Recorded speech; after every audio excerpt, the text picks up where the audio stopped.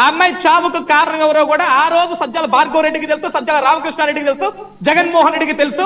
నిజంగా ఆ రోజు ఆ అమ్మాయి నా వల్లే చనిపోయి ఉంటే చిన్న సోషల్ మీడియా కేసు మీద అరెస్ట్ చేసిన జగన్మోహన్ రెడ్డి నన్ను ఈడ్చుకుపోయి జైల్లో వేయాలి, కానీ నన్ను అరెస్ట్ చేయలే. వాళ్ళ దిక్కుమాల సాక్షి టీవీలో వాళ్ళ దిక్కుమాల ఎమ్మెల్యేలు, వాళ్ళ దిక్కుమాల ఎమ్మెల్సీలు ఆ రోజు నా మీద పెట్టి నా ఫోటోలు చూపించి, ఇలాంటి శేఖర్ రెడ్డి ఇలాంటి అజ్ఞానులందరూ నా ఫోటోలు చూపించి నా గురించి మాట్లాడారు, నా వల్లే అని.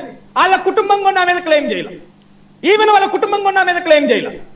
సజ్జా అజయ్ వల్లే ఈ గీతాంజలి అమ్మాయి చనిపోయిందని చెప్పేసి వాళ్ళ కుటుంబంలో నా మీద కేసు కూడా కట్టాల. అట్లీస్ట్ అజయ్ సజ్జా మీద ఎఫ్ఐఆర్ కూడా కాలే రాష్ట్రంలో. ఎఫ్ఐఆర్ కాపీ ఉంటే చూపించండి.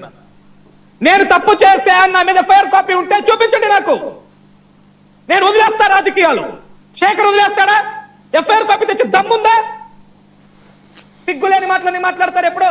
ఇక్కడ ఇదిగో చూడండి అని. ఈరోజు ఒక దళిత డ్రైవర్ ని చంపేసి డోర్ డెలివరీ చేస్తే వాళ్ళ ఎమ్మెల్సీని జగన్మోహన్ రెడ్డి వాటేసుకుంటాడు. మరి ఆడకూతురు మాంగళ్యం చనిపోయింది.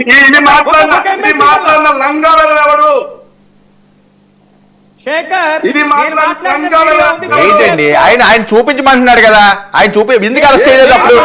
కాదండి, ఓకే శేఖర్ ఒకటి ఇప్పుడు అరుపులు కేకలు ప్రదర్శనలు వద్దు. వినండి ఒక మాట. ఆయన ఏమంటున్నాడు, నన్ను ఎందుకు అరెస్ట్ చేయలేదు, నేను తప్పు చేస్తాను.